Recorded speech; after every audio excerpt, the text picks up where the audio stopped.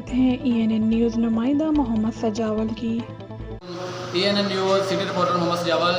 हम इस वक्त शेराकोट के इलाका शहीनाबाद में मौजूद हैं। यहाँ एक बुज़ुर्ग खातून हैं, उनके बेटों ने उनके साथ ज़्यादती की है, जो कि उनकी जगह थी उनको उस पर कब्ज़ा कर लिया उन्होंने और उन्हें बाहर निकाल देते हैं। चले उनसे बात करते हैं क्या कहना है उनका इनके बारे में, क्या उनके साथ ज़्यादती हुई है, क्या उनके मसाइल हैं।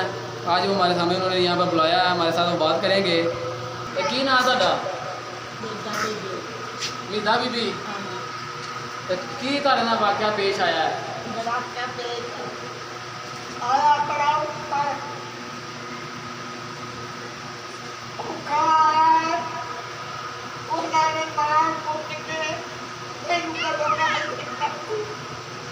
ਤੁਹਾਡੇ ਸਕੇ ਬੇਟਿਆਂ ਨੇ ਘਰੋਂ ਕੱਢ ਦਿੱਤਾ ਸੀ।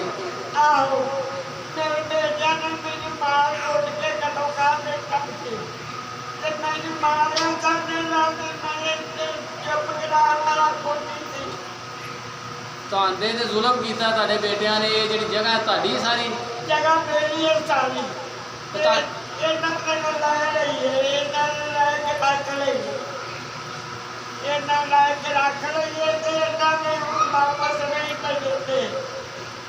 ਉਹਨੇ ਲੈ ਕੇ ਰੱਖ ਲਈ, ਇਹਨਾਂ ਨੇ ਵਾਪਸ ਨਹੀਂ ਦਿੰਦੇ ਪੈਸੇ। ਉਹਨੇ ਮੈਨੂੰ ਤੇ ਵਾਪਸ ਮਿਲਣੀ ਚਾਹੀਦੀ ਹੈ। ਇਹ ਜਗ੍ਹਾ ਮੈਨੂੰ ਹੁਣ ਵਾਪਸ ਮਿਲਣੀ ਚਾਹੀਦੀ ਹੈ। ਕਿ ਤਾਂ ਵਾਸਤੇ ਮੈਂ ਇਹ ਕੰਮ ਕੀਤਾ ਹੈ ਵੀ ਤੁਹਾਨੂੰ ਸੱਦਿਆ, ਵੀ ਤੁਹਾਡੇ ਨਾਲ ਗੱਲ ਕੀਤੀ